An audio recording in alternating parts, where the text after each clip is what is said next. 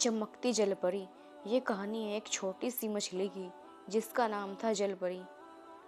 जलपरी पानी में रहने वाली परी। वो एक जादुई तालाब में रहती थी। जलपरी किसी आम मछली की तरह नहीं थी। उसके शरीर पर छोटे छोटे चमकीले पत्थर जड़े हुए थे जो सूरज की रोशनी में हीरे की तरह चमकते थे। वो इतनी छोटी थी कि एक हथेली में समा सकती थी, लेकिन उसकी आंखें बड़ी और बुद्धिमान थी।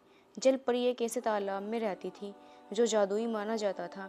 उस तालाब का पानी हमेशा शांत और नीला रहता था और उसमें अजीबोगरीब पौधे और जीव जंतु पाए जाते थे।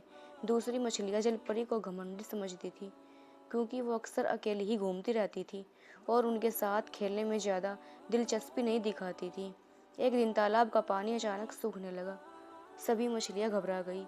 उन्होंने मिलकर पानी को वापस लाने की बहुत कोशिश की, लेकिन सब बेकार रहा।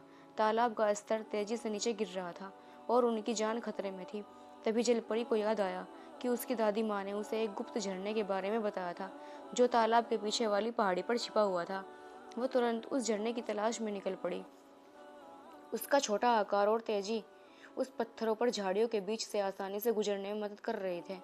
काफ़ी मुश्किलों के बाद आखिरकार उसे वो झरना मिल गया, लेकिन झरने का मुहाना पत्थरों से बंद था। जलपरी ने हार नहीं मानी। उसने अपनी छोटी सी जान लगाकर एक एक पत्थर को धकेलना शुरू कर दिया।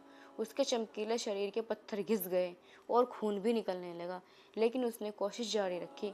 अंत में एक बड़ा पत्थर खिसका और झरने का पानी तेजी से तालाब की ओर बहने लगा। धीरे धीरे तालाब फिर से पानी से भर गया और सभी मछलियों की जान बच गई। उस दिन के बाद दूसरी मछलियों ने जलपरी को घमंडी समझना छोड़ दिया। उन्होंने उसकी बहादुरी और समझदारी को पहचाना।